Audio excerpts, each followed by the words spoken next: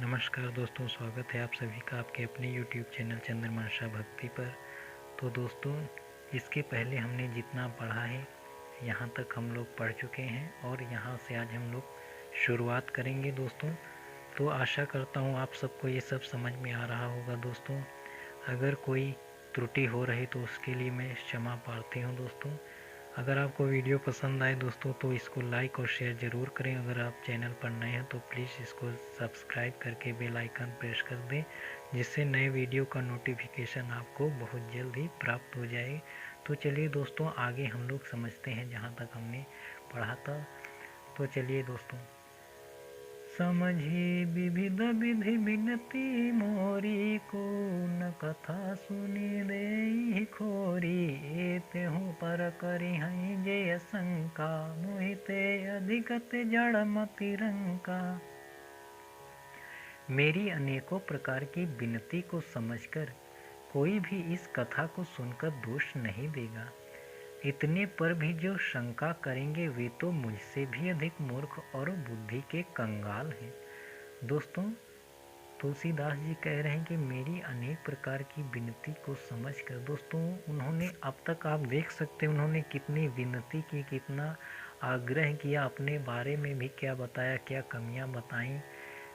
मैं कवि नहीं हूँ ये तक भी उन्होंने कहा, मैं पढ़ना लिखना भी नहीं जानता ये तक उन्होंने कहा। और वो कह रहे हैं इतना कहकर भी, इतना के बाद भी अगर आप इस पर शंका करेंगे तो आप तो मूर्खों से भी बड़े मूर्ख हैं। कभी न हो नहीं चतुर कहाऊँ मति अनुरूप राम गुण गाऊँ। कहाँ रघुपति के चरित अपारा कहाँ मति मोरी निरत संसारा। मैं ना तो कवि हूँ ना चतुर कहलाता हूँ, अपनी बुद्धि के अनुसार श्री राम जी के गुण गाता हूँ। कहाँ तो श्री रघुनाथ जी के अपार चरित्र, कहाँ संसार में आसक्त मेरी बुद्धि। दोस्तों कहते हैं श्री राम जी का गुणगान करने वाला मैं कौन होता हूँ। वो तो अपार है, अनंत है, उनका तो किसी ने पार नहीं पाया है।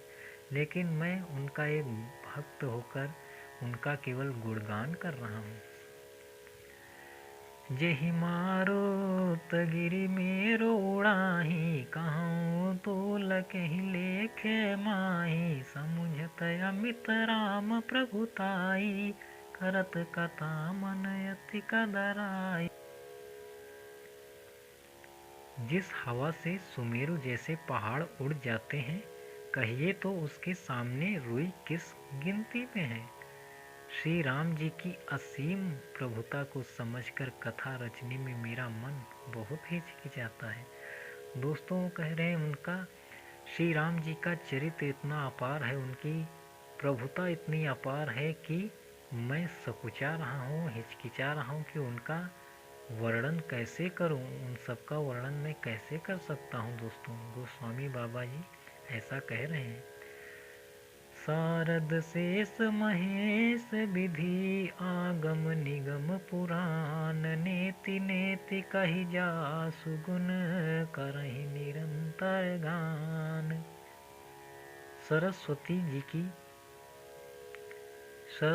जी, शेष जी, शिव जी, ब्रह्मा जी, शास्त्र वेद और पुराण ये सब नेति नेति कहकर पार नहीं पाकर, ऐसा नहीं कहते हुए सदा जिनका गुणगान करते हैं। दोस्तों गोस्वामी बाबा कह रहे हैं कि सरस्वती, शेष, शिव जी, ब्रह्मा जी, वेद, शास्त्र किसी ने भी बार बार कहकर भी ऐसा नहीं है, अर्थात ईश्वर ये नहीं है, ये है, ये नहीं है, ये मतलब ईश्वर को अर्थात श्री राम को तो कोई जान ही नहीं पाया है।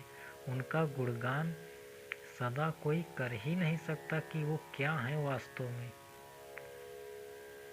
आगे देखिए दोस्तों, सब जानत प्रभु प्रभुता सोई तदपि कहे बिनु रहा न कोई। जहाँ वेद यस कारण राखा भजन प्रभाव भांति बहु भाखा। यद्यपि प्रभु श्री रामचंद्र जी की प्रभुता को सब ऐसी अकथनीय ही जानते हैं, तथापि कहे बिना कोई नहीं रहा। इसमें वेद ने ऐसा कारण बताया है कि भजन का प्रभाव बहुत तरह से कहा गया है, अर्थात भगवान की महिमा का पूरा वर्णन तो कोई कर नहीं सकता, परंतु जिससे जितना बन पाया उतना भगवान का गुणगान करना चाहिए, क्योंकि भगवान के गुणगान रूपी भजन का प्रभाव बहुत ही अनोखा है। उसका नाना प्रकार से शास्त्रों में वर्णन है। थोड़ा सा भी भगवान का भजन मनुष्य को सहज ही भवसागर से तार देता है। दोस्तों, गोस्वामी बाबा जी कह रहे हैं कि ईश्वर का गुणगान आपको जितना मालूम है, जैसे पता है, जो विधि मालूम है वहीं से आप शुरू कर दीजिए, उतना ही बहुत है। आपको जितना मालूम है उतना ही ईश्वर का भजन करना ही चाहिए। एक अनीहय रूप नामा अज सच्चिदानंद परधामा, व्यापक विश्वरूप भगवाना, तेहि धरि देह चरित कतनाना। दोस्तों, जो परमेश्वर एक हैं, जिनकी कोई इच्छा नहीं है, जिनका कोई रूप और नाम नहीं है, जो अजन्मा सच्चिदानंद और परम धाम है, और जो सब में व्यापक एवं विश्व रूप हैं, उन्हीं भगवान दिव्य शरीर धारण करके नाना प्रकार की लीला की है। दोस्तों, ईश्वर तो अजन्मा है, परमेश्वर है, उनका ना कभी जन्म हुआ है ना कभी अंत हुआ है। दोस्तों, वही भगवान ने दिव्य शरीर धारण करके नाना प्रकार की लीलाएं की हैं। सो केवल भगतन हित लागी, परम कृपाल प्रणत अनुरागी, जहि जन पर ममता अति छोहु, जहि करुणा कर कीन्हन कोहु। वह लीला केवल भक्तों के हित के लिए ही है, क्योंकि भगवान परम कृपालु हैं और शरणागत के बड़े प्रेमी हैं, जिनकी भक्तों पर बड़ी ममता और कृपा है, जिन्होंने एक बार जिस पर कृपा कर दी उस पर फिर कभी क्रोध नहीं किया। दोस्तों, वो ईश्वर को कृपालु, दयालु और महान बता रहे हैं, क्योंकि ईश्वर की कृपा जिस पर हो जाए तो फिर उसकी तो दोस्तों जिंदगी और जन्म और भव सागर से भी वो पार हो जाता है, सब कुछ बदल जाता है। दोस्तों, गई बहोर गरीब निवाजू, सरल सबल साहिब रघुराजू, बुध बर नहीं हरि जस अस जानी, करहि पुनीत सुफल निज बानी। वे प्रभु श्री राम जी गई हुई वस्तु को फिर प्राप्त करने वाले, गरीब निवाज, दीन बंधु, सरल स्वभाव, सर्वशक्तिमान और सबके स्वामी हैं। यही समझकर बुद्धिमान लोग उन श्री हरि का यश वर्णन करके अपनी वाणी को पवित्र और उत्तम फल, मोक्ष और दुर्लभ भगवत प्रेम देने वाली बनाते हैं। दोस्तों, गोस्वामी जी कह रहे हैं कि ईश्वर तो गरीबों के दीन बंधु हैं, अर्थात जिसका सब कुछ चला गया है उसको लौटाने वाले हैं, और जिसने जो कुछ मांगा है वो सब देने वाले हैं। बुद्धिमान लोग उन श्री हरि का यश का वर्णन इसीलिए दोस्तों करके अपने को मोक्ष प्राप्त करवाते हैं। दोस्तों, भगवत प्रेम में वो ऐसे लिप्त हो जाते हैं, क्योंकि भगवान बड़े ही दयालु, शक्तिमान और सबके स्वामी हैं। इसीलिए सब लोग उनका वर्णन करते हैं, उनकी भक्ति करते हैं, उनका यश कीर्ति गाते हैं। तेहि बलमय रघुपति गुण गाथा, कहीं हो नाम नाई राम पद माथा, मुनिन प्रथम हरि कीरति गाई, तेहि मग चलत सुगम मोहि भाई। उसी बल से महिमा का यथार्थ वर्णन नहीं, परंतु महान फल देने वाला भजन समझकर भगवत कृपा के बल पर ही मैं श्री राम जी के चरणों में सिर नवाकर श्री रघुनाथ जी के गुणों की कथा कहूँगा। इसी विचार से वाल्मीकि, व्यास आदि मुनियों ने पहले हरि की कीर्ति गाई है। भाई, उसी मार्ग पर चलना मेरे लिए सुगम होगा।